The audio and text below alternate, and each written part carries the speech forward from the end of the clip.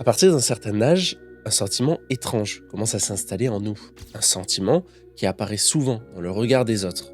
La gêne. Peu à peu, on commence à analyser nos propres interactions. On se demande si ce qu'on dit est bizarre, si ce qu'on fait est ridicule. Et parfois, il suffit d'un regard, d'un rire ou d'un silence pour que ce sentiment prenne toute la place. La gêne peut alors devenir un compagnon quotidien. Pour certains, elle devient presque omniprésente. Parfois, elle vient de nous, de notre manière de nous juger trop durement. Parfois, elle vient des autres, de mots, de moqueries ou de moments qui nous ont marqués plus qu'on ne le pense. Mais dans tous les cas, la gêne reste un sentiment profondément désagréable. Un sentiment que naturellement on aimerait se débarrasser.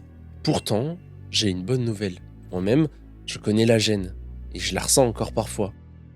Mais aujourd'hui, elle ne me dérange plus.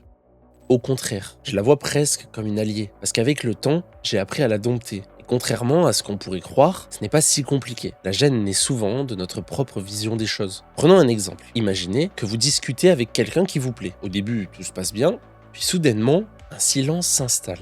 Et là, le stress arrive. Vous cherchez désespérément un nouveau sujet. Vous paniquez. Mais si au lieu de lutter contre ce silence, vous l'acceptiez. Dans ces moments-là, vous pouvez simplement en rire un bon coup. Et vous savez quoi? La plupart du temps, l'autre personne rit aussi. Parce que la gêne disparaît dès qu'on arrête de la cacher. Souvent, je commence même personnellement mes conversations en disant que je suis nul pour justement discuter. Et étrangement, ça rassure les autres.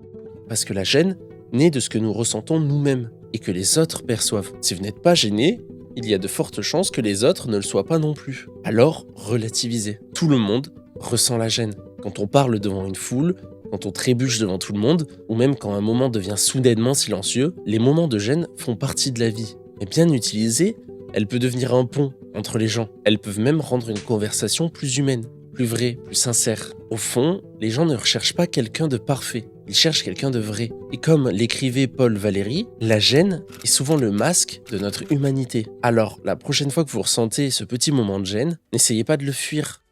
Souriez et accueillez-le. Et souvenez-vous d'une chose, ce moment gênant que vous vivez, dans quelques années, ce sera probablement juste une histoire drôle.